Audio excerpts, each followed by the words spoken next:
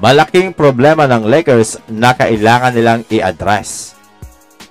Sa 4 na laro ng Lakers after manalo ng kampeonato sa in-season tournament ay isang game pa lang sila na nanalo. Kanina ay tinalo sila ng New York Knicks sa score na 114-109.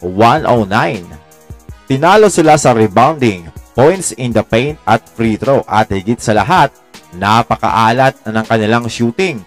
42.4% from the field at 31.7% from 3-point area.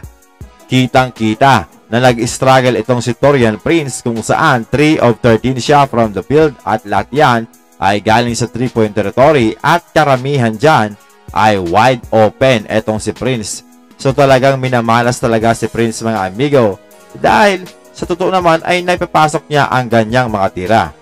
Maging si LeBron James ay ganun din, shooting only 43.5% from the field at 25% from deep. Si D'Lo ay maalat din mga amigo na 3 of 10 from the field, that is 30% lamang.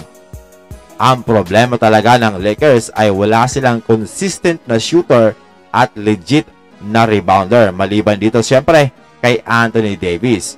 Si Jackson Hayes ay hindi rin magaling na rebounder at mahirap din maasahan sa opensa. Si Wood ay hindi naman sentro at mahina rin sa depensa sa loob ng pinta at panay DNP pa ang inaabot ngayon kay Coach Darvin Ham. Ang nakakatuwa, 3 sa dating player ng Lakers ay nasa top 10 sa pinaka-efficient na 3-point shooter. Sila sina Matt Ryan, Lonnie Walker IV at Malik Beasley. 4 pa nga mga amigo dahil kasama na sa top 10 itong si Alex Caruso. This off-season, sinabi ni Rob Pelinka na ipinatter nila ang pag-construct ng roster ng Lakers sa 2020 Lakers kung saan combination ng size at shooting na gusto talagang i-address nila para i-match dito sa Denver Nuggets. Nakuha naman ng Lakers ang size at depensa, subalit ang shooting naman ang naging problema. Ang problema kung bakit humihina ang shooting ng mga player na napupunta sa Lakers dahil hindi nila kaya ang pressure na ibinibigay ng Lakers fans, media at lalo na kasama pa sila King LeBron James na talagang tinututukan ng media. Pag sa Lakers ka maglalaro, dapat buo ang loob at porsigido ka. Minsan kasi karamihan ay nagiging passive.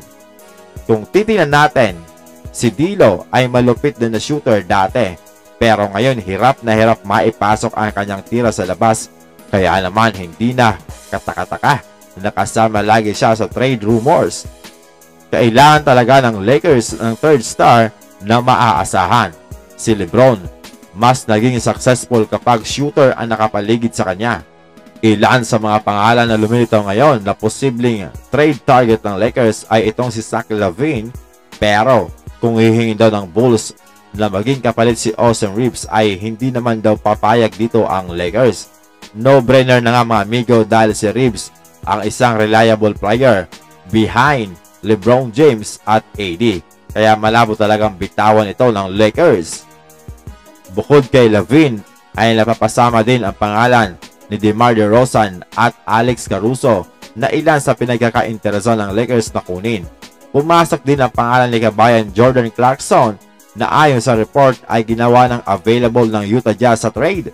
Sa palagay ko, mas okay sana na na-retain ng Lakers itong si Dennis Schroeder na may depensa kaysa dito kay D'Lo at maaasahan din talaga dahil walang takot. Isa pa, may experience ito sa pagiging kampiyon sa FIBA World Cup. Kaso si D'Lo ang kanilang ni-retain.